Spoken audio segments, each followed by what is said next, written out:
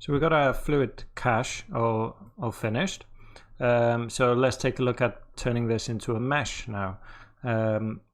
We could, if we head back here and we got the strawberry turned on as well.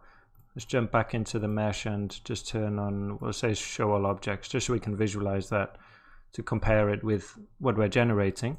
So just like before, we're going to use the VDB workflow to generate our polygon mesh. We need polygons to render this. Okay, so we'll start just like before. We'll do a VDB from, not polygon, sorry, from particles.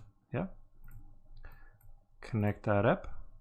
We get an error straight away. Let's drop the voxel size right down. Probably still won't get anything.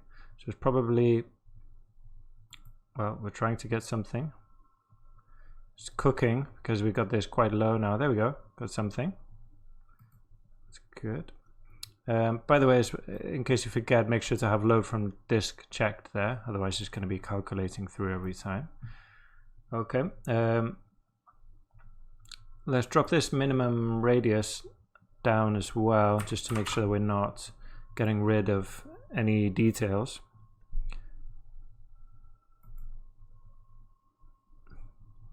So as you can see, the VDBs can at times be, when we're getting into something at this scale with voxel size is so small with so many particles, they can start to run pretty slowly. But that's the way that we can get these really nice details, right? Okay, so let's move on. So we got something that's looking a bit more like a fluid. Let's try and smooth this out. So just like before, we're going to use this VDB smooth SDF. I want to use that one. Connect that up. See what we get by default. It's not bad, but still I can see some, if you look there, bumpiness to it. I'm going to try changing this operation. So this is how the smoothing is calculated. I'm going to change this to mean curvature flow. So it's going to look at the curvature of the surface and take that into account when smoothing. Okay, and at first glance it looks worse, but I'm going to push up the iterations quite a bit. Let's try 10. So this is going to be calculated 10 times, like do the smoothing 10 times over. Getting there. I'm just going to push it up to 50. Way higher. And hopefully then we'll get something nicer. So you can see there's taking a bit of time there. So as this, these processes are taking some time, we'll run another file cache to cache the actual the mesh once we're done with this, so that we have that on disk. There we go, that's done. So you can see that's really smooth now. We zoom in, jump out to the camera. That's really nice now. So I would like to give this a bit more thickness, right? So I'm just going to drop a VDB. This kind of VDB workflow is kind of good for, yeah, this is what I need. Good for working with, not just for fluids, but with any geometry as well. If we could turn the strawberry, well, we did turn the strawberry into a VDB, but it's good for working with geometry with bad topology, by the way. For example, the topology here is quite nice and even, but if it's all over the place, you can turn everything into a VDB and then turn it back into polygons, and then you'd have one solid object with even topology. It's a good way to problem solve things like that.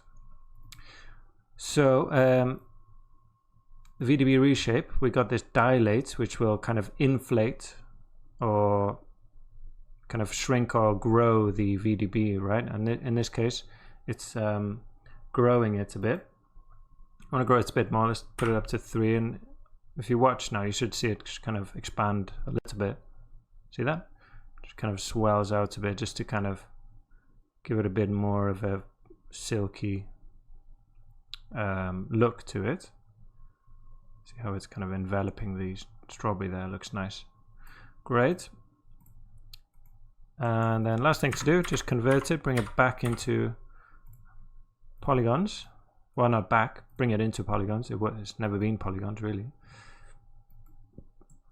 And yeah, we'll leave it that as details. So there we go, we got some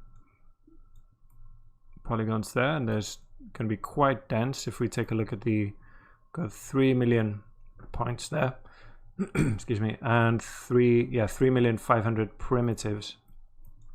So it's pretty heavy. So we should cache this again because of that, and also because of this workflow. It takes a bit of time. So we'll drop down another file cache. Well, not another one. Here we use the .io, but file cache has this, you know, the same thing inside. This thing is pretty much the same, right? So we'll drop a file cache. I'll drop this in the same place, I think, in my geo folder. So go to hip geo. I'll generate a new folder here and call it let's call it mesh version 1. Copy that, accept. I'm just going to type it there, mesh version 1 dot and again $f3 dot geo, accept.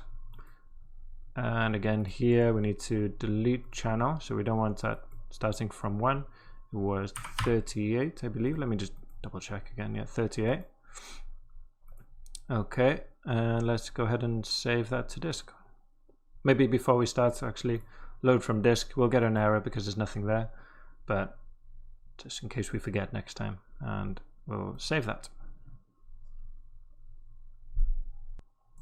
So that cache is finished, so I'm going to run a flipbook of this. Let's head into, make sure we're in our camera. I'm going to get rid of the grid there. Let's go to, so this time from frame 38, because that's all we've got. 38 to 100.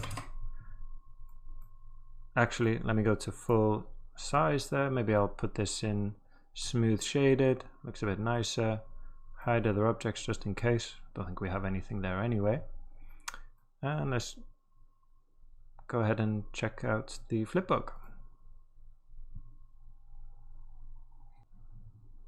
All right, let's take a look at this flipbook. Looks great. Really nice splash from the fluid there. It's nice and smooth. Can't see any flickering. Looks great.